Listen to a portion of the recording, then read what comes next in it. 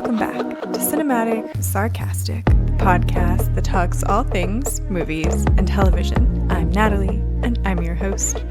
On today's episode, we are doing something a little bit different. We are going to launch into the weirdest, most obscure land you have ever been. Welcome to HBO's new documentary, Ren Fair. That's right, folks. We're going full out nerd. I genuinely just have to preface this by saying that this documentary is it's almost diabolical in how unhinged it is. And if it has to rattle around in my brain rent-free, y'all have to go along for this ride with me. So strap in. This is going to be the weirdest episode that we ever have, guaranteed. So just to kind of start off, before we even launch into the episode or start talking about what it's about or getting into the nitty-gritty details of it, of which I will just say this might be mildly a spoiler episode, because I feel like this is just one of those that is going to be impossible to talk about without spoiling some details about what's going on here, right? But I just want to start by saying I am a huge Renaissance Fair nerd. Obviously, you guys know I'm a nerd. Hello. Like, I go to comic conventions. I go to the Renaissance Festival every year. I am not just like a random person. Like, I have a whole costume. I have a replica, which if any of you are into Renaissance fairs or do Renaissance fairs or anything, you might know there is a man who has a company called Pirate Jack's Captain Hats, I think is what his business is called. And I purchased from him a replica of Elizabeth Swann's pirate hat from Pirates of the Caribbean. And that is part of my ensemble that I wear to the Renaissance Festival every year. Like, I have old guns, I have like boots and all of this stuff. And I'm talking like the boots that they make at the Renaissance Festival. I have a pair of those. I am a giant nerdy nerd. I love going. Now, with all of that as a preface, I ran across this television series documentary called Ren Fair, was immediately intrigued, and then immediately horrified. I don't even know where to begin. It's so wild. So I ended up sort of watching the first episode. I think the deets on this one are that it's going to be a 3-part documentary, and I'm assuming they're going to be about the same length. So the first episode, which is the only one that I saw and the only one that as of right now I think is available to watch, was an hour. So I'm assuming it's going to be 3 1-hour episodes to round out this documentary. And basically what it is a documentary following the owner who started the Texas Renaissance Festival 50 years ago. His name is George. They call him King George. And it's about him. He is on his way out, like he's planning his own demise. Yes, this is that unhinged. He's planning his own demise.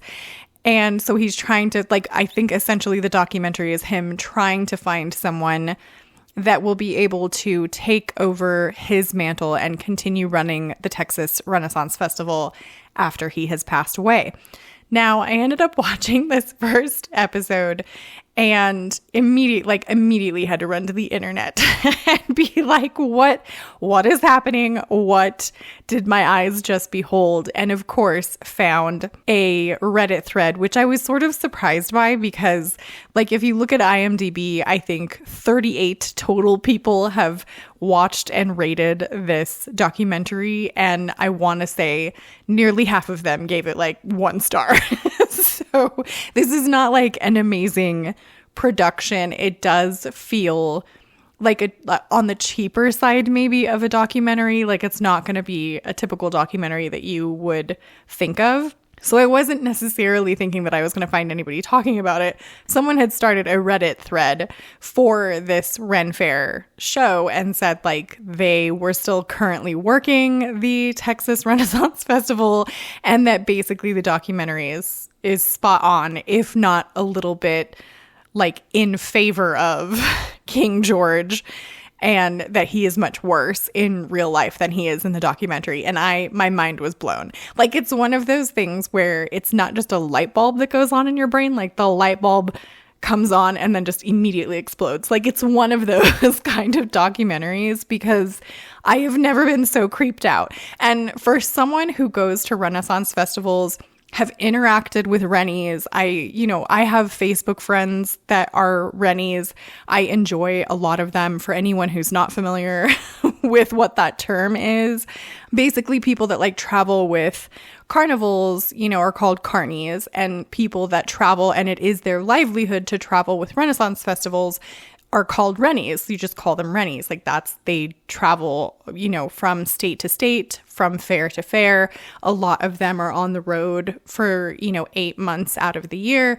And a lot of them are genuinely like the coolest people that you will ever meet in your life. And so to watch some of the behind the scenes stuff of people that are more like in charge of Renaissance festivals, creepy. It's so creepy. I don't even know how to put it into words. Like, this guy, King George, who started the Texas Renaissance Festival, he is like one of those men that I feel like immediately I pick the bear. You know what I'm saying? Like, for any of you who have seen that on Instagram, if you were a woman, would you pick to be in the woods alone with a man or a bear? Immediately bear. Just immediately bear. Like, I don't want to be in the woods alone with this man. Like, he's going through in the documentary, like, dating sites, looking at these girls that cannot be older than like 20. And he is like in his 70s, late 70s, I want to say. Like, definitely he should not. He's talking about having to take like Cialis and getting a testosterone shot so that he can still like get a boner. And it's the creepiest, it's like diabolical. It's diabolical. I cannot even express to you. Immediately go watch. like that's just... I saw also on this Reddit thread that I was reading through that someone on there had said that basically Ren Fair is a version of, or like the nerd version of Tiger King. So it's essentially like if Tiger King was running a Renaissance festival instead of a zoo, Ren Fair, like King George is Tiger King, but for Ren Fair. And I was just like immediately, yes. Like, that is absolutely what it is. This documentary, I hope to never see another one of its kind, but like, I have never seen a documentary like this outside of maybe Tiger King. Like, it's just one of those train wreck documentaries where you're just like, I don't want to watch this, but I can't look away, like it's one of those just fireball kind of things that you're just like, for one, who pitched this to HBO? How did that meeting go? To be a fly on the wall, I would pay so much money to have been a fly on the wall during that pitch meeting to HBO. And then who at HBO was like, immediately, yes, this is the best idea.